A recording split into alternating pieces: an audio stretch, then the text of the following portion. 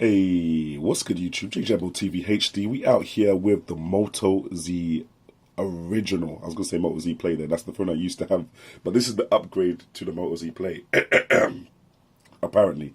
I say apparently because of the battery. Now, I'm going to get into the rest of the specs, but the battery is the thing that disappoints me most, and I thought I'd just get that out of the way through the start of the video. The phone I've got now, the OnePlus 5, I can get about 5 to 6 hours of battery life from that because it's got a 3,500 or 3,400 milliamp battery. This phone has a 2,600 milliamp battery. Yeah, you're getting about 3 hours maximum on screen time. Now, I know that Motorola did this because they've actually got a battery pack that you can put on the back of the phone and extend your screen on time by another 3 hours. So that's the way they're trying to get around that, because you usually get that free with the phone. But obviously I've just got this thing pre-owned for my cheap and I've got no battery pack, so I'm struggling to make it through a day's usage. But then saying that, the standby time is really good. If you're not using the phone, it won't just die out on you randomly. It will just wait until you're actually using the screen, and then it will just die out, kind of thing. But yeah, rest of the specs now. So yeah, Snapdragon 820, 4GB of RAM, 32GB storage. I'm not sure what the graphics processor is in there, but the screen is a 5.5-inch 2560 by 1440p display. And I think that's one of the main problems. Your battery is 2600 milliamps, but your screen is 2K. That screen sucks so much battery. The battery's not able to put up with it. It's not able to handle it. So that's one of the main problems of the phone. But when you get past that and you got the Moto mod and you just clip it onto the back, you're generally good to go, because this is a sexy phone. Like, look how slim this is. When you put this into somebody's hand, immediately they're gonna be like, wow, this is slim. Almost razor slim. Like, it's proper slim. I think it's 5.2 millimeters. Yeah, it's just crazy slim. And with the Snapdragon 820, it's still a contender in today's mobile phone world. So, speed, it's all snappy in that.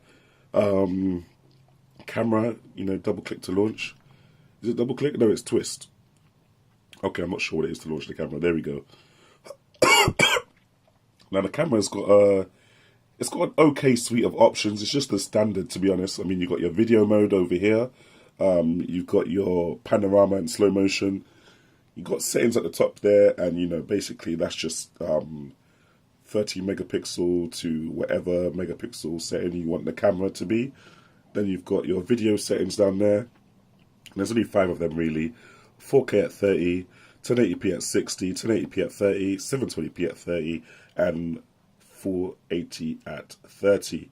But apart from that, yeah, there's not really much going on the camera in terms of different modes and stuff like that. But the camera's quite decent. I like the video more than the photo, because the photo is only at 13 megapixel. So it doesn't really leave you that much room to actually zoom in to the photo. But yeah, general snappiness of this phone, considering the fact that it's 2 years old, is really good. I mean, if we go on Instagram now, it seems to Instagram seems to be running its thing. Like, it's just going fast. It's not really giving me any slowdown, apart from when it needs to load a new page. But it's loading it very fast on my dead Wi-Fi. So that's quite cool. Let's just go into there, see some more stuff. Here we go, loading straight away. But yeah, let's go on the website, have a little look. We're on Amazon at the moment. Let me go into desktop mode. I always use desktop mode when I'm trying to test the speed, because we're just trying to see how smooth it is. But look at it, guys. It's doing its job. Let's go to Engadget. Engadget. There we go. There. Look here, guys. We're nice. It is very smooth. Like, it's such a fast phone. Why did they put a small battery in here? It doesn't make any sense to me. The phone would be so dope if it was just, look at it. Look how smooth it is. And then obviously you got 4GB RAM, so you can open another page if you want. Let's go to Amazon on that one. And let's open another page.